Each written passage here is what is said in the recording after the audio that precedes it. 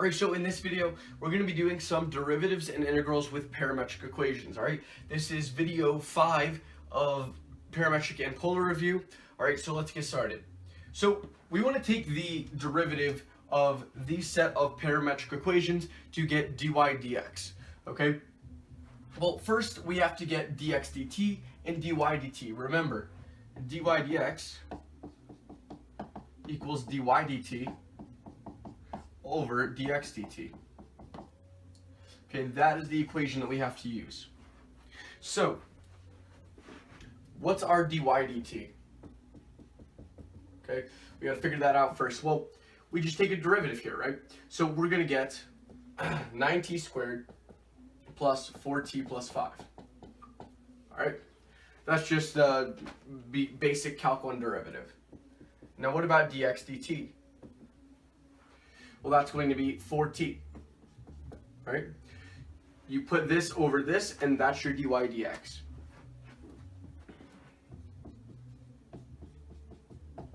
Okay, so that's going to be 9t squared plus 4t plus 5 over 4t. All right? Now, what if we wanted to find dy dx at t equals 1, okay? So at t equals 1, we can just plug in 1 to this dy dx. Okay, so that would end up equaling, this would now be 9 plus 4 plus 5 over 4, right? And that gives us, well, this will be a 9 right here, this is a 9, so this will actually end up just being 9 over 2. All right, because this will be 18 over 4. So, there you go, that's basically your derivative, all right? You're just taking the derivative of the x, the y, you're putting them in a fraction, and then if you want to find your derivative at a specific t value, you can do that, all right? Next, what if we wanted to take an integral of these parametric equations, let's say from t equals 0 to 1. All right, well, what do we do now? We need to use that substitution rule, right? To integrate, so it's the integral from alpha to beta, okay, so we're just changing our bounds, that's all that means, okay, of, this is f prime of t, g of t, dt, so we need to find f prime of t, we need to find dx dt, okay, and we already know that that is 4t, okay, remember, these, like the f of t and g of t, we're saying that x is a function of t and y is the function g of t. Okay, so if we're taking f prime of t, that means we're taking the derivative of the x equation, which is 2t squared minus 1. Our bounds are from t equals 0 to 1, so we can just write this as 0 to 1 of f prime of t, that's going to be just 4t, as we said before. And then we have g of t, which is going to be, of course, our y equation, which is 3t cubed plus 2t squared plus 5t dt. Now we just distribute and then we can integrate. The integral from 0 to 1, we're going to get 12t to the 4th plus 8t cubed plus 20t squared dt, right? Now, we can actually factor out I guess we can factor out a 4 here if you want to. Okay, we'll get 4. The integral of this will become a 3.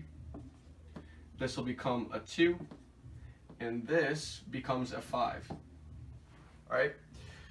Integrating, we get 4 times. This will now be, we're going to up the power here, 3/5 t to the 5th. This becomes plus 2 over 4, that's just going to be t to the 4th over 2. We get plus, this will now become 5t cubed over 3. And this is going to be evaluated from 0 to 1. Alright, so evaluating this here, we get 4 times 0, just kills off everything. So we get 4 times 3/5 plus 1/2 plus 5/3. We've got to find a common denominator here. Okay, that common denominator is going to be, well, let's see, it's not going to be 15. it would have to be 30.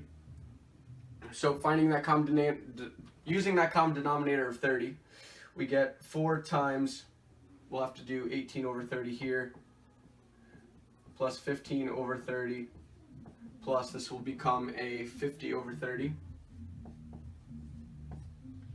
Alright, and that will just become, 33 plus 50, it's going to be 4 times 83 over 30.